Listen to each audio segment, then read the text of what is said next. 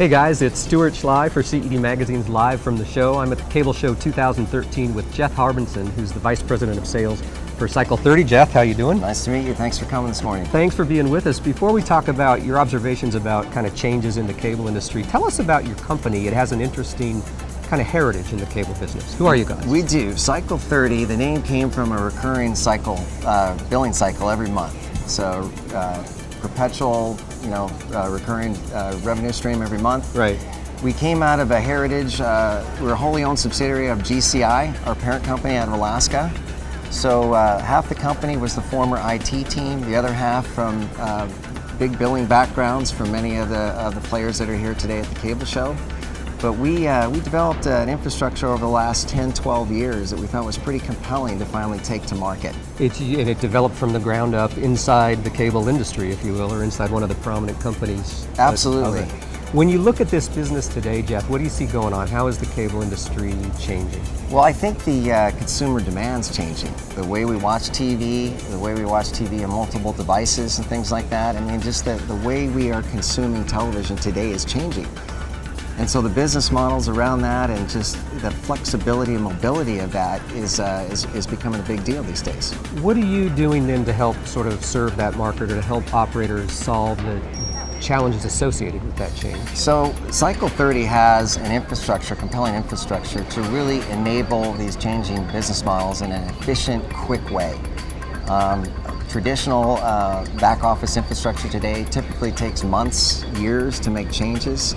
We have re-architected and we're kind of, bringing something to the market that's disturbing the way we kind of get things done around here. Bringing innovation faster and a little more agility to the marketplace. Talk about, kind of bring it down to a few of the examples of actual services that you enable or provision for. So we do everything from consumer, commercial, wholesale, government. Our niche is really in commercial services, and we recently, a couple of years ago in the business, got into machine-to-machine as well. When you talk about machine-to-machine commercial services, the other enablements that you provide, where does the cloud fit in? Well, the cloud just gives so much flexibility for getting to market quicker, standing up infrastructure faster. And so, being able to bring virtual environments up quick, test, go to market, an agile way of getting things done in a faster method. The cloud is really good for that. Differentiation, kind of your place in the market. What are you doing that's different, or how do you sort of find your way into this market? Yeah, I think the niche is really, we thought commercial services, M2M, there's a whole new revenue stream starting in that space. The wireless industry has embraced it. Cable can also embrace it with their fixed wireless assets. And the industry's matured a little bit, both in commercial services and M2M, to be able to provide this infrastructure and do that.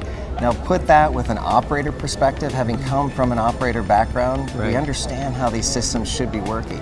So there's a lot of institutional knowledge we can bring to a like operator to get these processes going. We were talking off camera about an example of M2M or machine-to-machine communications. Just give us an anecdote or an example of what can be done in that emerging world.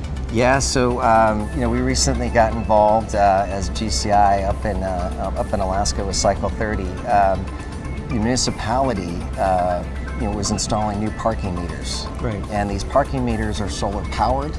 They can take credit cards or money.